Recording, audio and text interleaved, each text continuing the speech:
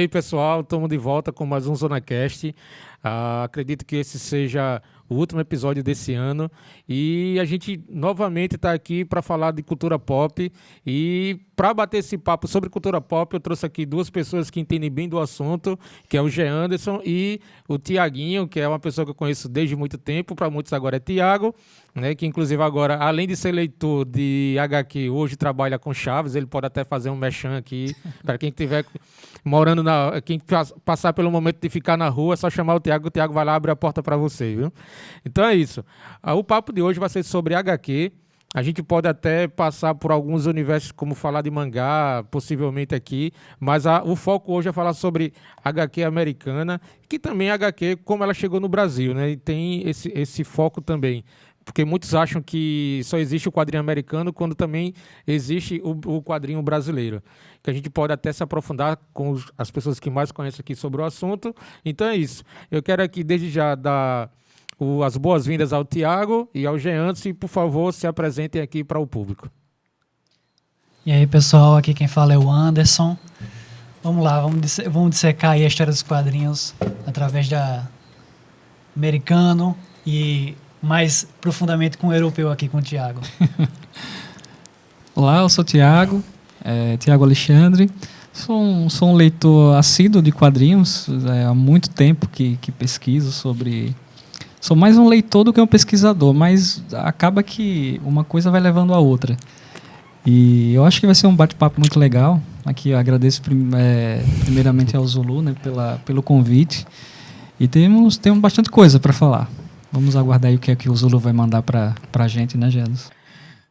Então é isso. Primeiro eu queria saber aqui, a pergunta vai para os dois, para saber como vocês entraram nesse universo, qual foi a sua primeira HQ, se vocês lembram, quem, na verdade, deu a vocês o quadrinho, ou vocês foram até a banca de revista e compraram sua primeira revista. Então eu queria que vocês contassem como vocês tiveram acesso à primeira revista em quadrinho da vida de vocês. Quer começar ou eu começo? Os mais novos, né? Eu lembro, o primeiro quadrinho que eu comprei foi um mangá, e acredite ou não, foi Berserk, que é para maiores de 18 e, tipo, nada é adequado para menores, né? Que eu era o cara da banca, inclusive, foi muito responsável de me vender, mas me adentrou a esse mundo. Aqui mesmo, Janus? Aqui mesmo? Foi. Aqui? E de Berserk, foi um número avulso. E de Berserk eu comecei a frequentar mais, eu continuei acompanhando Berserk. E depois eu entrei num mais mainstream. Eu fui, na época eu estava publicando muito, era muito popular o Naruto, Bleach. E aí eu comecei a me interessar mais pelos clássicos americanos. E na época tava uma serialização dos Vingadores contra X-Men. Foi assim que eu comecei a comprar os quadrinhos americanos. Hoje eu emprestei, perdi muitas edições, aprendi que não se deve emprestar, mas a partir daí foi como eu entrei no mundo dos quadrinhos, tanto mangá quanto americano, foi com essas edições aí. Eu sou um pouco mais velho, né? Zulu é o mais velho da mesa, né? Ainda bem. Mas eu tive a minha maior influência foi depois que eu fui morar em São Paulo. Eu conheci lá uns amigos e a primeira coisa que eles me mostraram foi as primeiras edições da editora Abril, que lançou Sandman. Quando eu li aquilo, isso na década de 80, né, quando a editora Abril lançava, mas eu creio que começou a lançar no iníciozinho ali da década de 90. E quando eu li aquilo, fiquei perplexo de como alguém poderia escrever uma história tão densa, tão adulta, né? Mesmo que ele tinha o selo... Isso aí eu tinha 18, 19 anos. E ela vinha com o selo da Vertigo, que eu não sabia que era um selo para adulto da DC, né?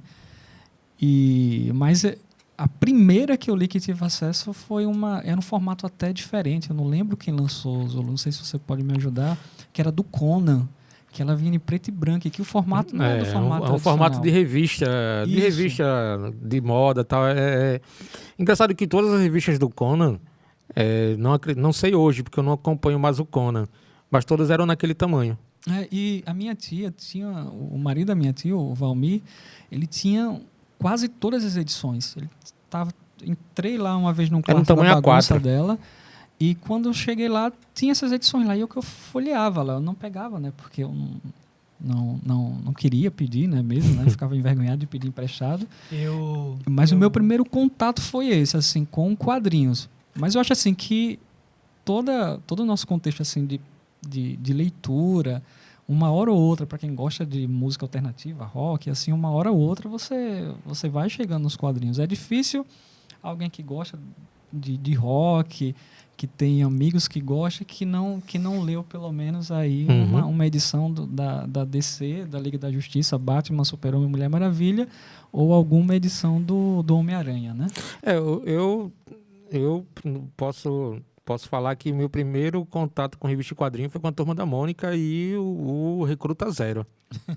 Não tem para onde correr. Assim, Maurício de Souza realmente entrou na minha vida naquela época através da maior criação dele. Né? Eu não sei se Maurício de Souza hoje tem, mas se continua a desenhar mais alguma coisa, mas acho que a fama dele todinha é a Turma da Mônica até hoje, né? E veio depois o Recruta Zero, que eu ria pra caramba com as acho que merecia até um filme esse personagem, porque era muito resenha. Eles vão fazer Diários do Banana, né? Isso, Banana, que né? também que é engraçado. Que é bem parecido. A ideia é bem parecida. E aí, depois, o meu acesso realmente já ao quadrinho americano foi o Conan também. Que, de certa forma, tem uma característica dele que o Conan, os melhores são preto e branco. E eu acho que a gente teve muita influência devido ao cinema. Acho que também. Quando a gente teve, eu cansei de assistir Conan, o filme com Schwarzenegger em Sessão da Tarde. Não tem muito a ver com quadrinho, né? Mas é ali que te dá o e sabe primeiro impacto de você conhecer o personagem. Sabe o que é fora também? Bom, Que é isso bom. já existia, tipo... Essas grandes produções cinematográficas de heróis e vinda de quadrinhos, o Conan já existia naquela época e a gente nem percebia isso. Sim, e que acabou conhecendo através do filme. E não, faz total sentido, porque o filme do Jason Momoa é mais fiel e não é tão bom quanto. Eu só acredito que eu não assisti. Você não tá perdendo, mano. Não, é isso que eu não tive coragem. É porque eu não queria perder a minha infância que eu tive com o Schwarzenegger, né? Aqueles efeitos, assim, bizarros. Eu mas acho que é bem legal bruto. época, É bruto como o Conan, nada de tecnologia. O Momoa, ele é carismático, mas ele não chega ao pé do Arnold dos anos 80, né? Não. Eu gosto disso do filme do Schwarzenegger por conta disso, porque ele realmente é bruto. O Conan é um bicho bruto mesmo. Não é pra ter piada. O Momoa, ele não passou pela roda. Não, entendeu? mas quem esquece um soco na cabeça de um camelo, assim, o camelo cair? Não dá pra você esquecer essa cena. Não dá. E nem ele bêbado brigando com a Sonja pra poder conquistar ela, né? Que ele só vai conquistar ela se conseguir derrotar ela numa luta. Mas é isso, assim, o Conan tem essa peculiaridade dele, do formato, realmente... Sim. Que no Brasil, eu acho que o Geantes, eu acho que você ainda pegou, mas os quadrinhos no Brasil, ele tinha esse tamanho aqui. Não é no formato americano, tipo, as produções eram feitas nos Estados Unidos, mas quando ele vinha para o Brasil, a editora Abril, ela reduziu o tamanho. Eu acho que pelo custo final, né, assim, pra gente que comprava. Sem falar a qualidade também, a gramatura era em papel de jornal. Sim. Né? Não sei como era nos Estados Unidos, mas a gramatura do papel era papel de jornal. E todos chamam de... esse tipo, as folhas coladas de... Eu não lembro agora como dá, mas assim, a gente tinha um medo que se abrisse demais, corria o risco de soltar. Uhum. Inevitavelmente acontecia. Era. Você lesse mais de uma vez, não guardasse bem, ia acontecer. Você empilhava ele tudinho, ele fazia um U, começava dobrando. Ele empenava mesmo, ele desempenava com tanto. Então assim, eu cheguei ao tempo de ter caixas e caixas de HQ que a gente chamava de gibi. Hoje sim. A gente já educado à forma de chamar de HQ, né? Mas a minha época era gibi, que eu não sei o significado do gibi, se é uma sigla, porque no Brasil tudo já vem a parte de sigla, né? Gibi, essa eu sei. E gibi é uma palavra que a gente associa com item. Por exemplo, eu posso falar a marca aqui? Pode.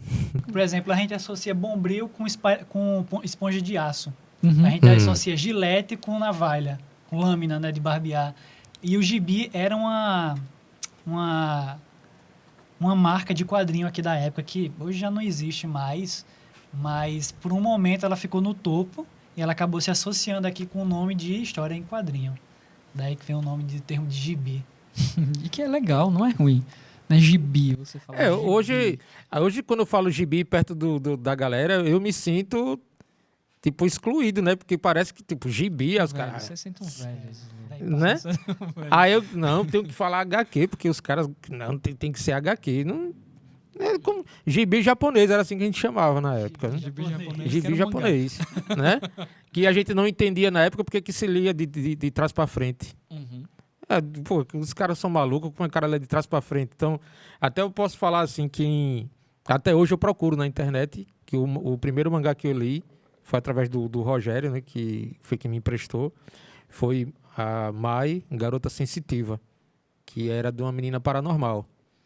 E assim, eu realmente vidrei na história dessa menina. Foram acho que 4 ou 5 edições. Eu cheguei a ler 2.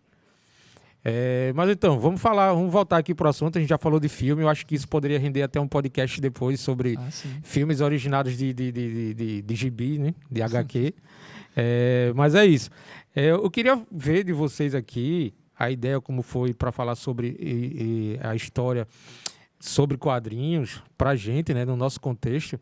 E aí o Jantos chegou aqui a citar que você conhece, Tiago, também gibi HQ europeia. Uhum. E aí eu nem sabia que existia, porque no Brasil sempre chega os quadrinhos americanos, né? E aí conta pra gente como é que é se é a mesma pegada dos americanos, quais são esses personagens europeus? Eles saem do que a gente já conhece do universo americano? Eu acho que não tanto, assim, porque a maioria dos personagens das editoras que foram criadas, vamos dizer, lá na década de 50, 60, eram imitação do que era feito nos Estados Unidos. Então, até os personagens, eu acho que o Eugênio estava aqui em off comentando sobre o Miracle Man, sobre o Shazam, que era uma cópia europeia desses grandes personagens, como o Superman. Então, eu acho, claro, isso na década de 80 a gente vai ter uma mudança, porque na década de 80 o contexto histórico muda, principalmente com Alan Moore, o Grant Morrison, com o próprio Neil Gaiman. Os caras, eles criam coisas completamente diferentes no modo de você narrar uma história em quadrinhos. Então, eu acho que a Europa, os escritores europeus, eles se transformaram por escrever nem gibi, nem uma que a gente pode chamar de HQ, mas o que o Will Eisner veio chamar de novela gráfica, né? Eu acho que até o Chaboté aqui do Moby Dick, que é um francês, eu acho que ele trata muito bem isso, né? E eu me apaixonei por esses escritores e essas novelas gráficas porque o custo, às vezes, é um pouquinho elevado, mas são histórias que você tem um início, meio e fim. Então, você lê aquele livro só, não tem uma continuação. E aquilo ali, para você que gosta de uma história, é muito bom. Né? Eu acho que... Eu, como leitor, prefiro. Não, com certeza. Porque hoje, eu e o Luizinho, a gente comenta muito isso em grupo e fala que hoje você acompanhar uma história em quadrinho do Batman é quase impossível.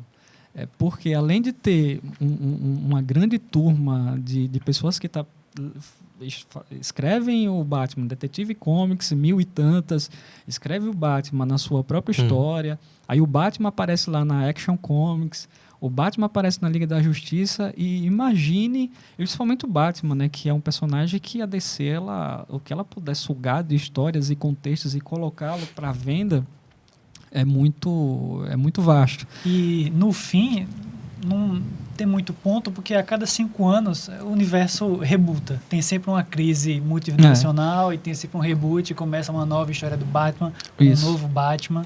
Então, uma história com início, meio e fim Algumas histórias, assim, a gente citando Batman, são icônicas e eles não mexem muito, né? Você pega o ano 1 do Frank Miller, você pega o próprio Batman Cavaleiros das Trevas, do Miller.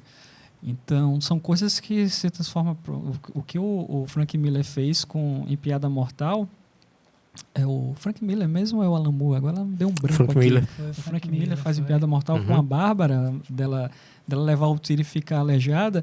Aquilo ali, em todas as histórias que aparece a Bárbara, sempre é colocado ela na cadeira de roda, né? Como ela sendo a vidente, né, do Batman. Se tornou icônico, mas volta e meia ela volta a andar. Ela volta a andar e depois aparece assim aleijada como de novo. Volta e meia alguém morre e volta à vida. Então... Aí, Zulu, sobre a pergunta, eu acho que o que eu acho de ganho para que você pega hoje histórias francesas, eu acho que o foco deles são mais em novelas gráficas, né? O graphic novel, né? A Marvel fez, e eu acho que é interessante a gente citar o que a gente chama de novela gráfica, porque a Marvel iniciou isso em 2014 com o próprio Jim Starlin, que foi o criador da década de 70 do Thanos, do Adam Warlock, de outros personagens icônicos da Marvel, e veio as revistas com aqui selo OGN, que é Original Graphic Novel. E eu comprei aqui até essa trilogia do Infinito do Thanos, que para mim é um personagem mais fodástico, pode falar fodástico, né, da Marvel. Pode. Porque você tem a trilogia, você tem uma história fechada. E isso aqui, eles seguem o padrão do que é uma novela gráfica, né? De você ter o início, meio e fim. Então, eu acho que... eu me apaixonei porque são histórias que não é quadrinhos assim de super-heróis, né? Mas aqui mesmo, Moby Dick, todo mundo conhece a história do Moby Dick, do Melville, né? Se não leu, pelo menos já assistiu alguma coisa, alguma referência da Baleia Branca, né? E o que o Chaboté faz aqui nos traços dele em preto e branco é uma coisa incrível. Tem um livro dele que eu quero comprar muito, que tem quase umas 600 páginas, que é Silêncio. E que você encontra por 400, 500 reais. E a Pipoca Nanquim que faz um trabalho muito bom. E eu acho que o que diferencia mais os escritores... Aqueles grandes escritores que vai para a linha de quadrinhos e que são principalmente ingleses, eu acho que eles modificam demais. Eu acho que os ingleses modificaram mais os quadrinhos em termos de roteiro do que em si de criar ou recriar os personagens. Bota o microfone mais perto tem que ficar mais próximo. Isso. Diz o seguinte: vocês que hoje já leem os novos quadrinhos, eu confesso, mais sim, ou menos. Vocês, mas ainda chegou a pegar o que eu já, quando você começou a ler, eu já comecei a parar. Mas se você lê algo do que eu ainda posso emprestar, eu tenho algumas coisas ainda que restaram após a Cheia, que foi o responsável por levar todas as minhas histórias em quadrinhos. Faz parte do grupo. Aí, o que acontece? Assim, Vocês acham que o universo hoje de super-heróis em quadrinhos se tornou um pouco chato e confuso comparado ao passado para quem conseguiu ler antes dessas novas roupagens? Tipo, uniformes mudaram, histórias mudaram, novos universos criaram, a exemplo do 52, multiversos apareceram, quer dizer, um monte de coisa. Eu confesso que quando não é questão de resolver parar de ler, as condições me obrigaram a ir para outro mundo e sair mais perto da HQ, mas o que eu analiso hoje, que está muito confuso, porque, na minha opinião, quando esses roteiristas do meu tempo passaram a parar já de escrever, eu acho que foi aí que começou a bagunça. Para muitos legal, para outros da minha época pode até ficou bagunçada. Então, essa pergunta, a resposta dela tem várias camadas. Por quê? HQ é uma obra de arte. E como toda arte, ela é um produto da sua atualidade. Seu tempo, né? Produto do seu tempo, isso. E já tem 80 anos de histórias em quadrinhos. Tudo que tinha para ser dito já foi dito. Então, você consegue ver a história da sociedade através das histórias de quadrinhos. Personagens que tinham uma origem muito mais mágica no início passaram a depois ter uma história, uma origem mais ficção científica, como raios gamas, ou uma armadura super tecnológica. Sim, o legal, uma... já você citar isso é que o que a DC cria o que os críticos criaram de a Era de Ouro, a Era de Bronze, Prata, ou sei lá, era baseado nessa evolução mesmo. Você pega a Era de Ouro da DC, é baseado nessas questões mágicas. Não à toa o Alan Scott, que é o primeiro Lanterna Verde, a fraqueza dele é a madeira. Que depois muda, aí na Era de Bronze já muda devido à tecnologia. Eu não sei o que é pior, se é uma fraqueza a madeira ou a cor amarela. Então é isso. As histórias hoje, as histórias antigamente, todas eram novidade. Tudo era novidade antigamente. E com o passar do tempo, foram vendo histórias e personagens icônicos que ficaram marcados. E com o passar do tempo, cada escritor e desenhista e quadrinista novo que vai pegando um personagem, vai tentando acrescentar algo àquele personagem, deixar a sua marca.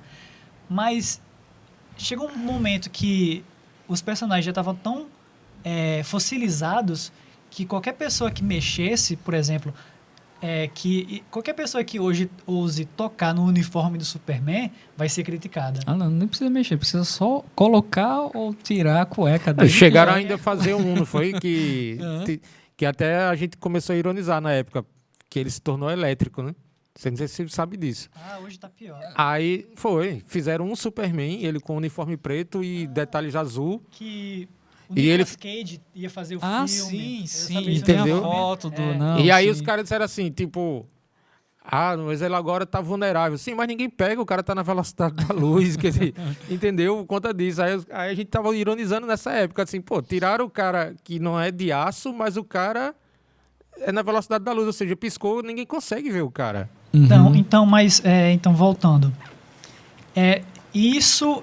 Hoje já não tem muito o que contar sobre esses personagens. Isso é um lado negativo. Já foram tão esgotados e gastos que eles perderam um pouco a essência, né? Só que hoje muitos roteiristas estão tentando contar histórias mais pessoais, falando mais sobre questões de atualidade, como racismo, como doenças, ou como homofobia, ou questões financeiras ou políticas. Então, essas vertentes é uma vantagem da atualidade hoje. Por exemplo, tem por exemplo, a história do novo Super Choque. Ele aborda muito questões que são da periferia, do gueto, do Brooklyn, do Queens. Ele é um super-herói que tem uma história boa do Lanterna Verde, em que o Lanterna Verde e o Gavião Arqueiro, se eu não me engano, eles estão fazendo uma viagem pelos Estados Unidos para saber os problemas da sociedade. E eles chegam em uma comunidade de pessoas negras e um cara lá, ele fala: pô, Lanterna, eu sei que você é um cara espacial e tal, e você ajuda o pessoal da pele azul, da pele rosa, mas e os mano aqui da pele preta, velho? É do mesmo jeito, a gente ajuda. Essas questões elas foram começando a surgir e se tornaram muito mais presentes hoje, ao contrário do Superman, que a questão era salvar o gatinho da árvore. Hoje são mais questões mais introspectivas, de olhar e dissecar mais o personagem. Então não são tão heróis, são mais humanos. É isso que eu acho que é o problema principal da nossa era, né, em relação aos quadrinhos. Eu acho que eu não quero ler um quadrinho, abrir um quadrinho do Batman e querer que ele queira saber como anda a política de Gotham City, se envolver nisso e querer entrar para ser vereador da Câmara da rua tal. Isso, eu quero que o Batman ele enfrente o Coringa, bata no Pinguim. Mas ao mesmo tempo a gente gosta de ver um Coringa que explorem as questões mentais dele. São as histórias mais fascinantes do Coringa. E eu acho que a crise dos quadrinhos é basicamente essa. A gente entrar temas... A gente tá num problema muito sério, que é um problema que eu não gosto nem de citar, principalmente no podcast, que estamos passando por um cenário muito de politização. E eu acho que as grandes editoras, a gente vai colocar a Casa das Ideias, como a Marvel e a DC, quiseram entrar nesse novo mundo assim dos quadrinhos progressistas, né? Mas eu acho que o problema principal é esse. Se você quer saber o que está passando pela atualidade, você vai e abre lá numa CNN, numa Fox News e numa Globo, enfim. Eu acho que foi aquela briga que a gente travou lá no grupo da gente, onde eu e aí posso até falar mesmo novamente. Eu acho que acabou a criatividade dos roteiristas e desenhistas, assim, tipo, para criar novos personagens.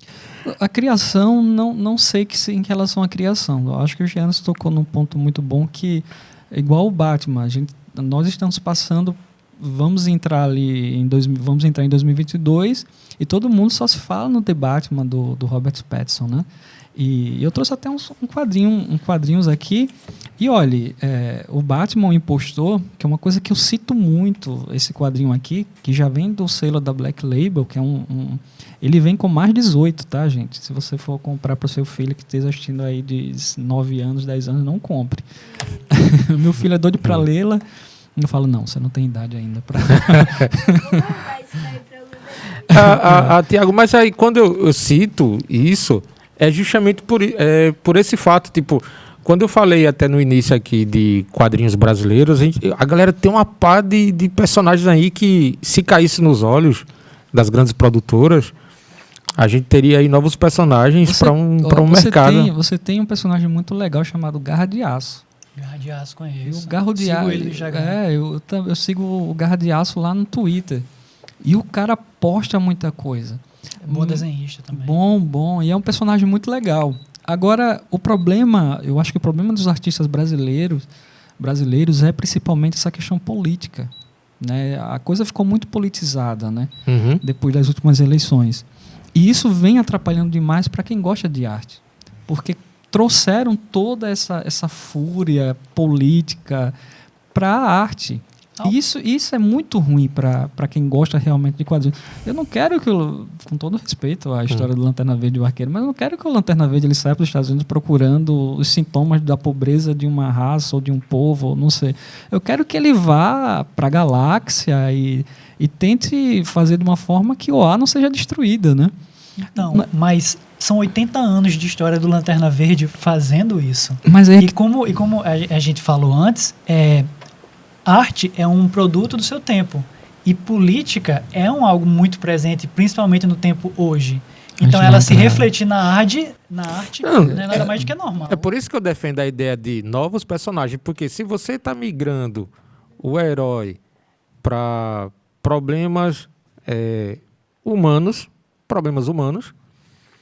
eu acho que está mais do que na hora de aparecer novos. E aí, por isso que eu sempre cito naquele nosso grupo que eu adorei a ideia da Image, de ter criado aquilo dali. Pena que não durou. Só durou o Spawn. Tipo... Mas é que tá. Mas você não tem um público para isso, entendeu? Você tem um público fechado, mas que em si, para a editora, isso não compensa. O McFarlane deixou a sua produtora também em relação a quadrinhos, porque não sabe que não dá. Vive, teoricamente, de histórias fechadas ainda, ou se não dos seus bonecos, né? Mas eu citei essa revistinha aqui, por quê? Porque mesmo a gente tem um personagem aí, como o Batman, que já trazido muitas histórias, e você vê em 2021, num período tão tumultuado em relação à arte, você vê uma coisa nova.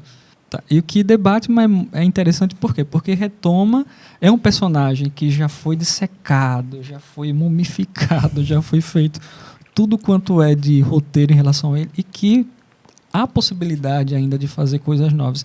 E que aqui você não vai encontrar uma coisa que eu procuro evitar, essa coisa politizada, né, de um personagem que está preocupado com questões sociais. Mas é um Batman que está preocupado com que ele pela forma que ele foi, da natureza dele, que é o que é a luta pelo crime. E isso independe se é de pobre, rico, raça.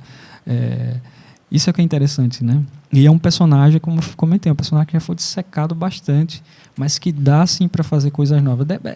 Está surgindo muitos escritores novos. Aliás, o Mattson, ele é o roteirista do filme. Né? Para você ter uma ideia Desse novo filme? desse novo filme. Né? Não à toa a gente vê o personagem do Batman aqui já com a aparência do Pattinson mais nova, né? Porque eles querem realmente... a gente está falando de quadrinhos, está falando de arte, mas é de mercado. Né? De uma arte mercadológica que tem o intuito de vender e enriquecer esses caras. Né? Mas que a gente ama de todo jeito. E que, infelizmente, para o Brasil não é barato. Não é barato. Não. E isso é um ponto também que afasta muitos leitores. Em meio a tantos quadrinhos já lidos por vocês, qual revista vocês podem destacar que vocês já leram como a melhor para vocês? Isso inclui o personagem, entendeu? Isso inclui o personagem. Não... Peraí, personagem, história... Sim, mas o personagem... Porque assim, a pergunta seria, qual o seu melhor personagem? Aí você vai dizer, então, se você disser qual a melhor revista, mas aí isso influencia também. Você pode separar, se quiser. Por isso que eu disse, isso inclui também ele. Porque às vezes assim, eu sou fã do Wolverine. Como eu classifico que essa foi a melhor revista já feita do Wolverine. Você foi inveterado do Wolverine. Assim, essa Arma X foi a melhor história já feita do Wolverine. E para mim o melhor quadrinho já lido por mim. Eu posso até brigar comigo mesmo sobre, porque para mim sempre os melhores foram Conan. Eu sou fã de Conan até hoje. Mas quando eu conheci X-Men, aí eu escolhi, Wolverine é a melhor coisa que eu vou ler da minha vida. Falando sobre o Conan, tem que eles estão lançando agora, Marvel Omnibus, DC Omnibus, Batman Omnibus, que é uma palavrinha lá que se chama, Omnibus, que significa ônibus mesmo, né? E que é o que juntando, tudo junto, né? Que seria, por isso que a gente chama de ônibus, que vem dessa palavra, né? E tem lançado, acho que é com Brian Mendes, uma coisa assim, que é um dos grandes roteiristas que tá fazendo um ônibus das principais histórias do Conan e fazendo. A Panini já lançou a edição 1, 2 e 3, que é as principais histórias do Conan original. Nossa. Feita uma releitura, né? E que é uma coisa boa para... Qual o melhor personagem, qual o melhor quadrinho já lido por vocês em todos esses tempos que vocês leem? Você, Thiago. É fácil, rapaz, é Sandman. Para mim é Sandman. Não é porque foi a primeira história em quadrinho a ganhar um Pulitzer, né? Que é uma obra americana, né? Para grandes obras literárias. Mas porque Sandman para mim é marcante, porque logo no início, quando eu comecei a ler quadrinhos, o Sandman foi o meu primeiro impacto, né? E o Gaiman, para mim, é escritor ainda vivo, né, do Gaiman, do Sandman, que faz bastante... É um cara muito... escreve muita coisa, tem muitas séries dele até na Amazon Prime, né? Principalmente uma das principais é Deuses Americanos, assim, que é um romance, né? Percebe-se que você gosta, que você tem até a tatuagem do personagem. Tenho. O Sandman para mim é incrível. E vão fazer uma série, né, pela Netflix. Como é da Netflix, eu tô um pouco com receio, Janderson. Eu cheguei a comentar, eu encontrei Janderson uma vez. Eu assisti Cowboy Bebop essa semana. E que foi já cancelada na primeira temporada. Então, é porque eles não entendem Janderson, na verdade. Mas eu acho também, quando se fala de uma adaptação de história japonesa para telinha, realmente tem alguns erros. Não dá certo. Não dá certo. Assim, pouquíssimas deram certo. Quando se fazem animações... animações sim, live action não. Sim, porque action. Samurai X é um exemplo de que a coisa foi bem feita. Também é um pouco caricato, ele tentou trazer aqueles trejeitos de um mangá. Fora isso, o filme ele é excelente mesmo. Porque eu não consigo imaginar Akira, por exemplo. Não, é melhor deixar ele ali mesmo, quietinho onde tá. Não preferi Evangelion, tentaram... por exemplo. Evangelion, por exemplo, um filme. A animação o Akira, quem tá por trás da produção é o Taika Waititi, que fez Thor Ragnarok, que fez Jojo Rabbit. Sim. Então, ele é muito bom. E tem uma série de vampiro que eu assisto demais dele, que ele dos vampiros lá, que é tipo, os caras gravam a vida dos 3 vampiros e que eles... O Ian assiste sempre comigo. Ele atuou na série No que lá ele na... não tá, né, atualmente, né? Hã? No que ele não tá atuando agora. Ele tá em Ele tudo que ele pode atuou agora. e ele dirige essa adaptação que tá no canal Star, cara, e é muito engraçado. É por isso que muito boa. a gente tem que marcar um pod para falar sobre essas adaptações. Que eu vou citar uma aqui que é bem maravilhosa, que fizeram Dragon Ball, né? Assim, aí, Street Fighter. E Dragon Ball tá passando de novo na Band, porque vocês viram o programa que Eu tá tô passando assistindo, pela eu tô madrugada? assistindo. E que é muito legal. Tem stream, velho. Eu não assisto mais TV aberta. Isso é Eu tô assistindo. complicado também. Aí Street Fighter também é um ótimo exemplo de adaptação japonesa. Foi Cara, por- eu foi por gosto fã, daquela- Né? Você tá eu- falando eu por gosto- fã. Eu- Não o filme do Stallone. Do Stallone, não. Não, Van Damme. Van Damme. Não, aquilo é bom, Van poxa. Damme. É bom demais. Pra época, quando a gente assistiu, Não, né? Não, pô. aquilo... Na época eu mesmo já detestei na época. Não. Tanto que não. fizeram O Blanca, depois. você odiou o Blanca? Muito, aquela desgraça. O Dalsin, É legal, outra é legal, praga. é legal, não, é legal. Tanto que depois fizeram, pra lavar a alma, fizeram a animação. Aí até brincava na época assim, ó, com o dinheiro que venderam os direitos pra o Van Damme fazer aquele filme, aí fizeram uma animação de respeito. Que realmente, eu disse que A animação é esqueça. muito boa. A animação é muito boa. É. Tanto que fizeram a série que é bem parecida com... Cara, mas o filme é o filme pra época, Zulu. É um... A gente se distanciou da pergunta de um jeito. Foi, né? A gente vai rodeando. Mas é Aliás, isso, vamos lá. O meu é Sandman. Então, O meu é Sandman, a melhor Jean. história. Qualquer Então, história lá que você lê do Sandman é muito A boa. minha história, a história que eu acho melhor, eu vou ficar no âmbito dos quadrinhos americanos, eu não vou entrar no mangá, que é a minha história, meus quadrinhos favoritos. E se for citar assim, eu também não vou entrar na Mas- questão das das novelas gráficas, achar que eu tenho a minha preferida. Eu tá acho ali. que o Watchmen é a melhor história Ah, já sim, publicada, sim. tanto que entrou na lista de 100 obras literárias do século XX para se ler. Sim. Acho que foi o único quadrinho que deve ter entrado, se eu não me engano. Eu Não é o vi, meu depois quadrinho você passa essa favorito e lista, tal. Eu não lembro de ter visto essa lista já. Não sei se você Tem passa na pra mim. internet, velho. Eu Vamos passo. dar uma olhada. Então, eu acho que o Watchmen, a forma que o Alan Moore desconstruiu os super-heróis então, E que eram E como ele super-heróis, e que eram revolucionou- super-heróis renegados pela própria editora, né? se eu não me engano, o Alan Moore, ele e o Neil Gaiman foram encabidos com essa missão de repaginar novos personagens. Tanto que o Sandman, ele já era um personagem que já existia. O Sandman, ele ele repaginou. é um detetive. O Alan Moore, ele foi dado a mesma missão e, foi o que ele fez com o Watchmen. Tanto que ele queria usar o pacificador do Esquadrão Suicida Novo no lugar do comediante. Só que a DC não deixou, então ele criou o comediante para isso. Não é o meu quadrinho favorito e tal, mas para mim é a melhor história de quadrinho já feita. O meu personagem favorito, agora que você também perguntou, é o Batman.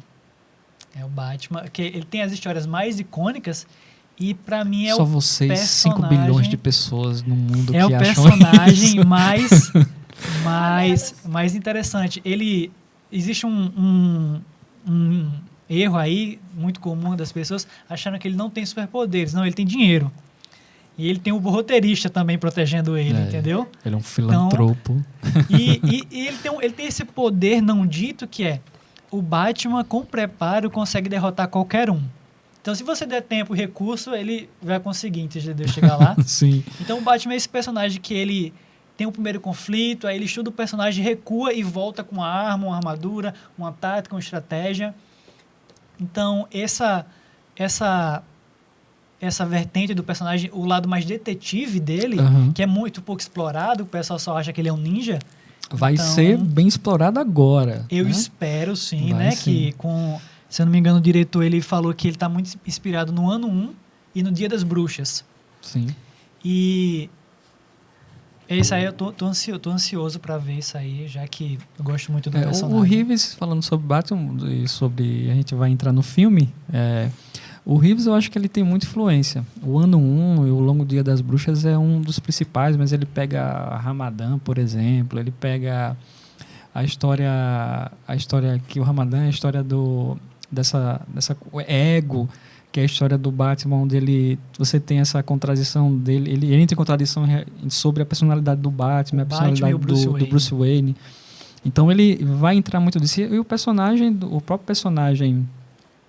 personagem, o inimigo, o Charada, né, é baseado no filme do Zodíaco, né? O personagem Sim, assim tem onde vai muito ter Seven, Tem muito... onde vai ter muito David dessa Finch. isso.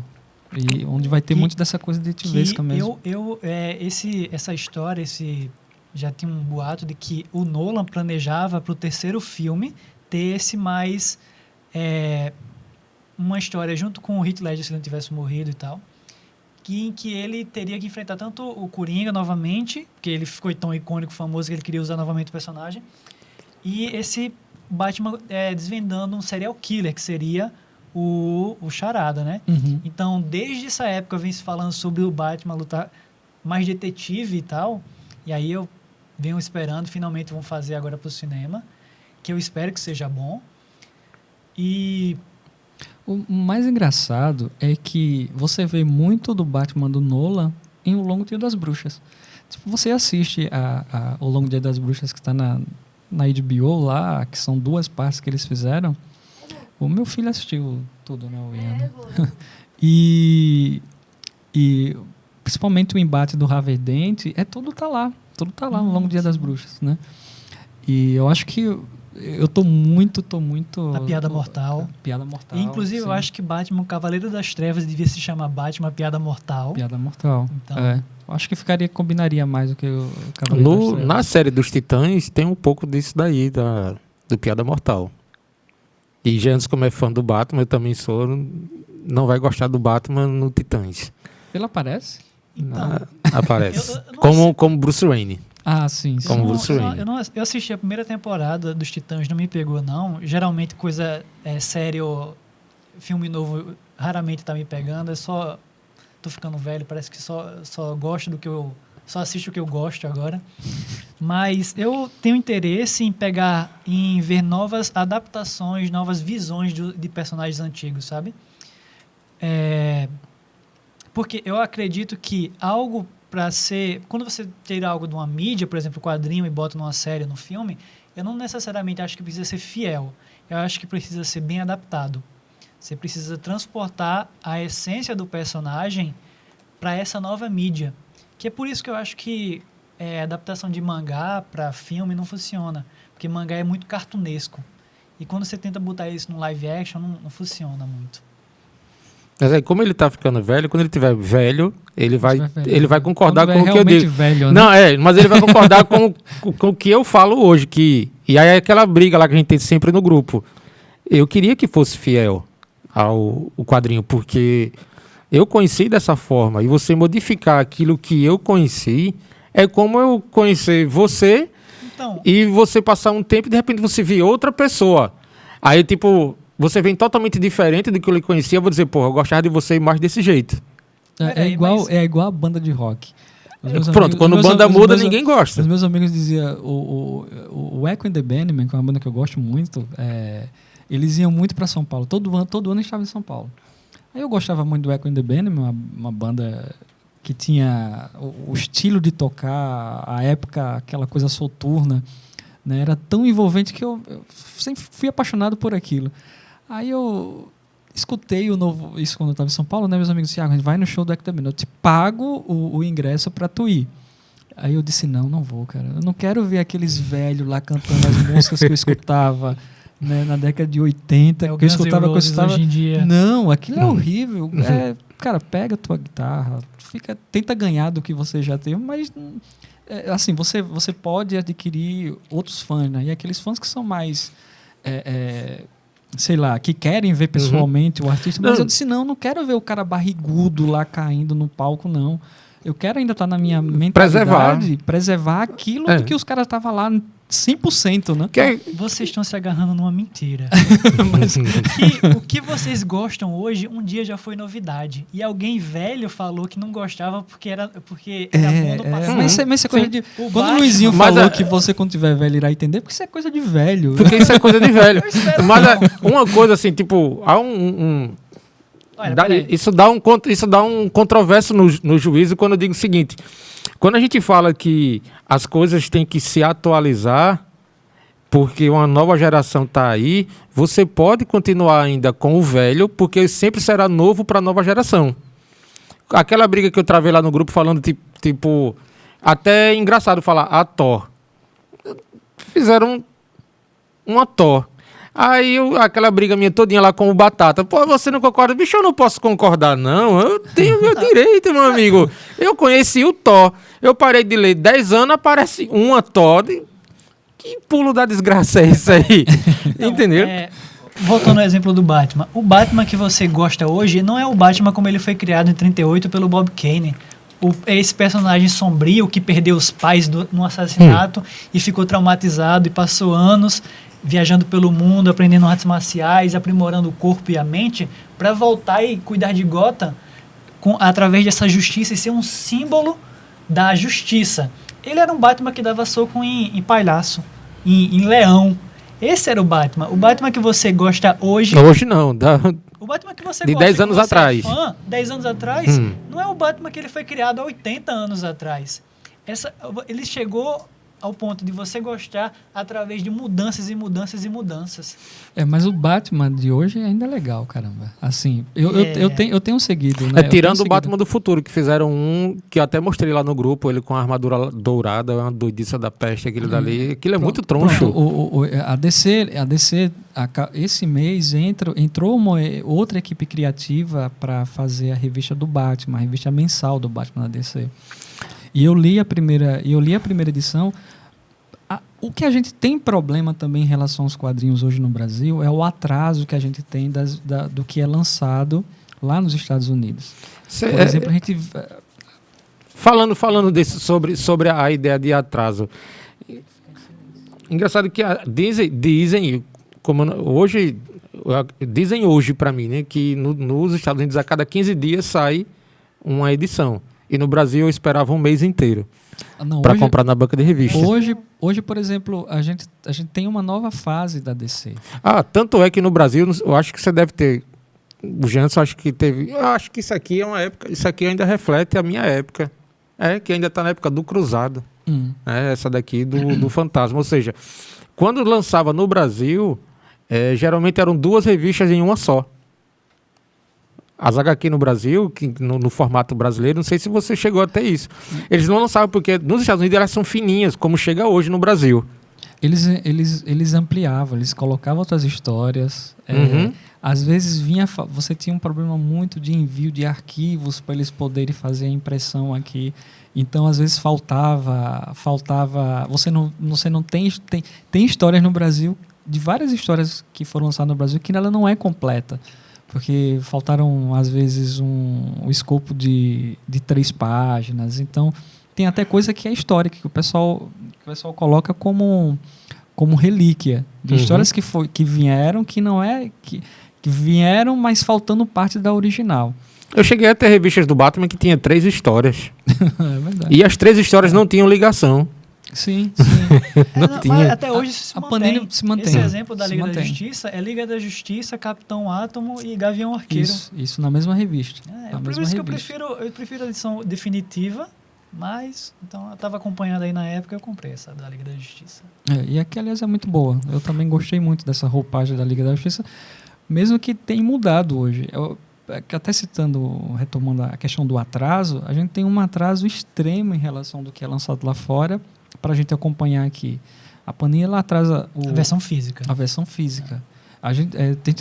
O que foi lançado, que eu lembro, esse ano foi o Batman Impostor, que foi lançado tanto lá fora como aqui, já com uma questão de produção. Falando, acho que foi isso que fez eu parar de ler quadrinho. Como eu comprava as revistas, e aí as bancas de revistas fecharam aqui de União, e aí foi nessa época que entra a internet, mas ainda não eram disponibilizadas na internet as revistas. E aí foi quando eu parei, porque para eu ter revista eu teria que ir para Maceió. E hoje você tem um problema maior ainda. Eu fui para comprar essa revista lá no shopping, né, que tem aquelas bancas lá centrais, e o cara me falou, não tá mais vindo nada da Panini para cá. E eu disse, mas como assim? Não, a gente não recebe nada da Panini.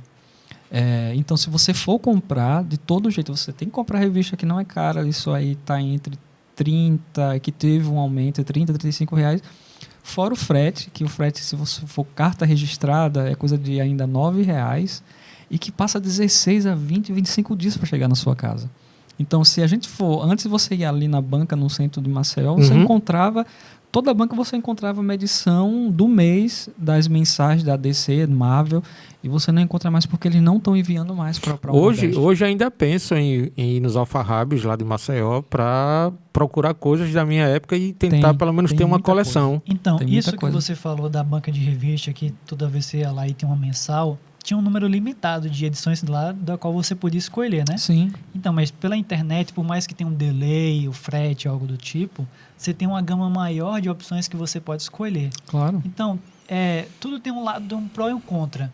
Voltando, aplicando também isso ao comentário que você falou de que eu gosto que seja fiel, né? Então, se você for fiel, você vai ter 80 anos de história da mesma coisa. E eu acho meio contraditório, porque o que você gosta hoje, um dia alguém já desgostou porque foi novidade, foi diferente, né? Eu acho que o Zulu comenta mais em relação não a mudança de história, mas a mudança do personagem, né? A mudança do personagem, porque... Então, bem adaptado. Tem que transmitir a essência. Se você achou que não transmitiu a essência, você pode estar certo ou pode simplesmente... Porque essa adaptação não foi feita pra você. A gente só pensa no nosso tempo.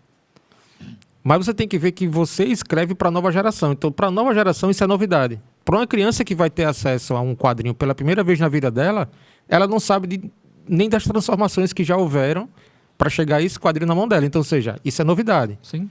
Então, não precisa, por uma crise de falta de criatividade, você ter que criar histórias para isso. Não, você pode continuar ainda. É para gente que, tipo... E a gente não alimenta mais o mercado, porque como você vai ficando velho, você vai sendo adepto da pirataria. A criança ela ainda é fiel. A gente é adepto já da pirataria. A gente está lá procurando os downloads e tal, tudo mais. Mas a criança ela gasta com revista se você der. Zulu, e uma coisa que amplia essa sua visão, que eu acho que é correta, é você pegar, por exemplo, o Homem-Aranha.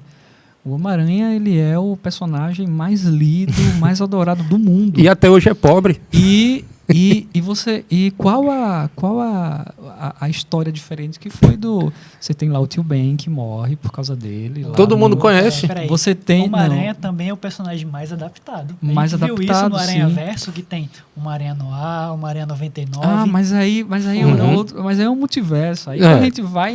você amplia. Mas eu falo de que o Homem-Aranha sempre será aquele cara pobre que sempre vai ter uma tia chata e o tio já morreu. E até hoje sempre é isso. A tia May atual, ela não é chata. Não, ela é... Marissa também. Ontem a gente conversava depois que viu o filme, não, essa tia May aí é totalmente contrário daquilo que a gente conheceu nas revistas. Como aqui vai sair depois espero que você já tenha assistido o filme, né? Um spoiler.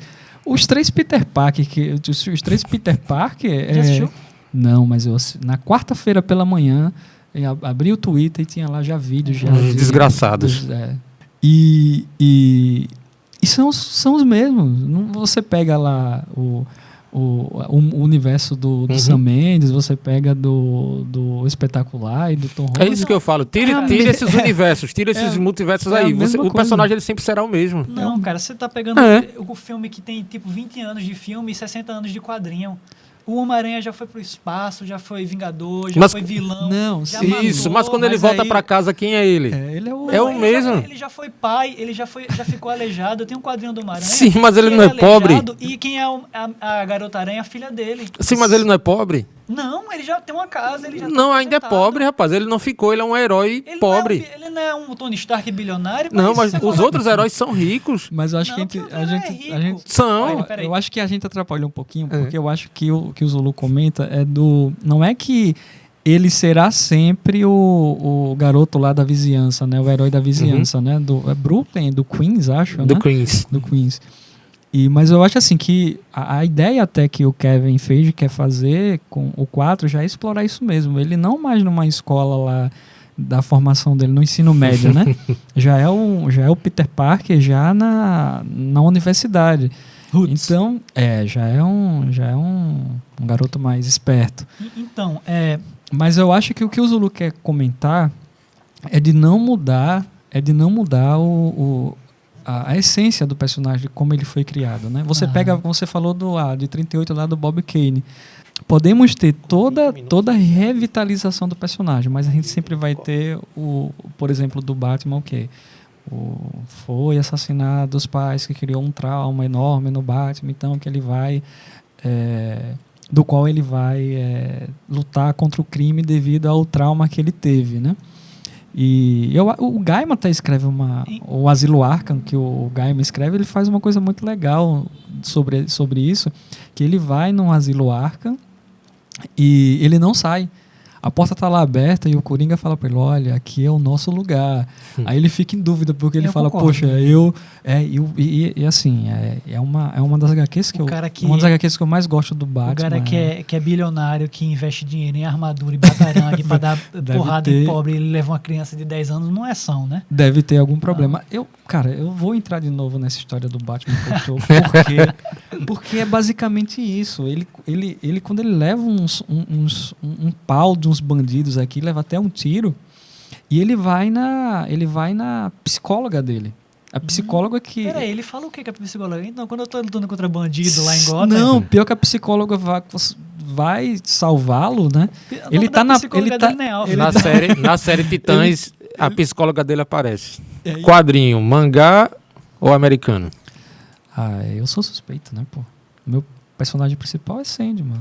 Também sou suspeito, mangá, né? Eu prefiro HQ americano. É bom a gente não entrar nessa discussão aqui. Não, é por isso que eu disse, por isso que eu falei que perguntas rápidas, respostas rápidas, né? Sem muito detalhe. Posso dissecar aí pra vocês. Mas além dos, ao invés de quadrinhos, ao invés de quadrinhos, eu sou um fã de histórias gráficas, de novelas gráficas, como chamam, né? Melhor desenhista pra vocês? Cara, pra mim hoje pra mim é o Gary Frank. Ele tem um traço... O Jean tinha comentado sobre essa coisa do mangá cartunesco, né? Uhum. E o Gary Frank, ele quando ele tá com o Grant Morrison, principalmente, ele tem o Superman do Grant Morrison. Tem alguma história icônica dele? Tem o Superman Grandes Astros. Não conheço. Que é eles fizeram, eu acho que... Se eu ver o traço, talvez eu lembre. E pior que eles fizeram uma animação que está na HBO lá que não ficou legal. Eles fizeram o Superman Grandes Astros, mas eu comprei HQ até recente. Ele e do Batman e Robin, que também é do Grant Morrison. Eu gosto muito do Grant Morrison no período que ele passou na DC. Ele fez muita coisa, principalmente com o Gary Frank. E quando ele fez o Batman e Robin, que ele quis também modificar, ele até criou aquele personagem, o Pig, que é um personagem criado pelo próprio Grant Morrison, né? E quando ele fez o Batman e Robin, você tem... O meu filho já leu tudo dessa fase do Morrison lá, do Batman e Robin. Só que chega em terceira, quarta edição, eles tiram, cara, o Gary Frank. Só que no Superman Grandes Astros, o Gary Frank tá lá e é incrível. Pra mim, hoje, uma coisa que eu dos traços do Gary Frank é incrível pra mim. Então, algo que eu preservo muito é sobre personalidade no traço. E eu vou responder em dois, eu vou citar dois nomes aqui, porque é difícil eu falar um aqui, que é um do HQ americano e um do mangá, que é Takehiko Inoue, que é do Vagabond, do Slam Dunk e do Real, que é o criador e desenhista. É o mesmo desenhista também de Mai, que eu falei. E do quê? Não entendi. A Garota Sensitiva. Sim. Que eu falei logo no início. Sim. E Alex Ross. Eu adoro o Alex Ross. Então, eu vivo um conflito, porque eu acho que o desenho, a arte, a pintura, tem que mostrar... São interpretações, tem que ir além da realidade. E o Alex Ross, ele é tão real que é quase uma fotografia. Não existe. Mas ele consegue traduzir, principalmente as pinturas do Batman dele, que é preto e branco, que são demais. E coloca aquela imponência nos personagens, principalmente eu tenho raiva do Alex por causa disso. Eu amo ele e odeio ele por causa disso. Por ser tão realista em quadrinhos de um personagem que não existe. E ele cria aquilo. Ele pega a roupagem tipo original, cueca em cima da calça. Rapaz, e você lê O Reino do Amanhã... aquilo ali é como se fosse uma ode, aquilo é como se fosse ele dizendo para vocês, olha, eu amo tanto isso aqui, os personagens da DC, que eu vou criar isso aqui. O Reino da Manhã, para mim, é uma história E os traços do Tá Alex entre o Ross. hall, entre as melhores HQs. É uma Reino das da Manhã. melhores, o Alex Ross. Confesso que para eu tenho até hoje eu tenho uma dúvida. É inegável falar sempre do Conan, como foi uma das minhas primeiras revistas, mas um desenhista marcante do Conan chama o Nori. Vocês podem pesquisar. E eu fico sempre entre o Nori e o John Buscema. Foram os dois melhores desenhistas já do Conan. Olha, essa Ninguém ônibus, gosta do- essa ônibus, eu acho que quem retoma é o John Buscema.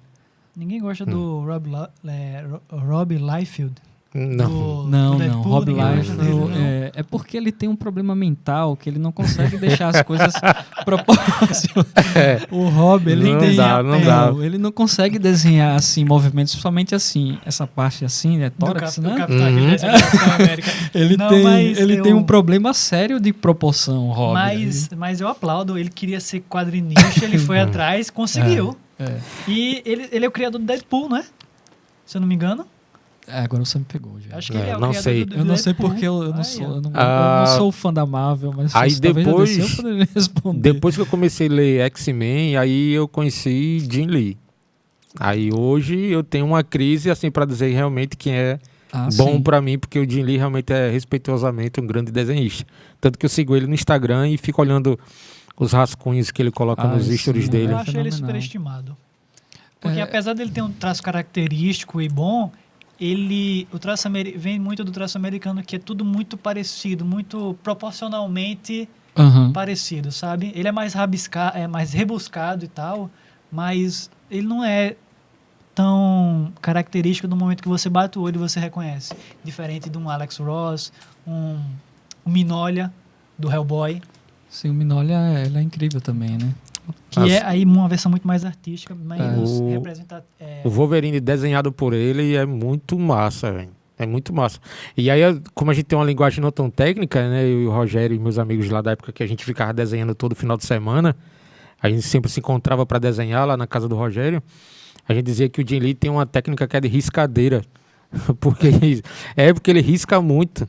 Tipo, eu nunca vi um Wolverine tão peludo já como desenhado pelo Jim Lee. Os outros caras tiram, porque o cara, como o Wolverine é meio bicho, né? Que a gente não sabia o que era realmente um Wolverine, que é um bichinho, que realmente existe. Carcaju. Ele existe realmente, o bicho. A gente dizia que ele era raciado com lobo. Pelo pra caramba que o bicho tem. Tem uma época que eles retiram o adamante do Wolverine, aí o fator de cura dele dá uma explodida que ele fica com o cabelo quase na cintura, que ele fica super animalesco e tal. Parecendo É bem icônico também esse traço, Ele é aí. esse caravelho, né? Como é que é baseado? Ele... Esse cara... Carcaju. Carcaju, É. né? Uma coisa assim. É um bichinho realmente e é bravo. É. É pequeno e é bravo, é tipo o Pincher. Mas é isso. Chegamos aqui ao final, infelizmente. A gente tenta conversar pouco, termina conversando muito. Eu fiz aqui uns blocos de pergunta curta, dizendo que seria respostas rápidas, mas não tem como falar de quadrinho sem destrinchar um pouco cada detalhe assim perguntado e conversado. Então, assim, eu queria agradecer ao Thiago e o Anderson aqui que estão aqui, que puderam falar um pouco sobre suas experiências com quadrinhos. Como todo podcast que a gente faz, a gente tenta quando a gente resume, sempre deixa uma brecha para ainda continua, né? Ou eu voltarei do Schwarzenegger. Mas é isso. Então, eu acho que quando a gente voltar, e a gente pode fazer, eu acho que uma reunião bem maior, trazer a galera lá do grupo, alguns, e fazer aqui sobre adaptações de quadrinho para filmes. E aí eu vou gostar porque vai dar uma zoada do cão nesse negócio aqui. E desde já aproveito para... Em 2022 terá muita adaptação, né? Vai. E a gente agora, né, vai ter umas adaptações ainda para serem lançadas, que isso rende um assunto para o ano que vem, né? Ah, sim. A gente tem o Batman ainda que... A gente tem o Matrix ainda também, que vai ser outro, que a gente não Dia sabe se vai 22 ser agora, um... né? A gente não sabe se vai ser um remake do que já foi feito ou se realmente é uma história nova, né? Aham.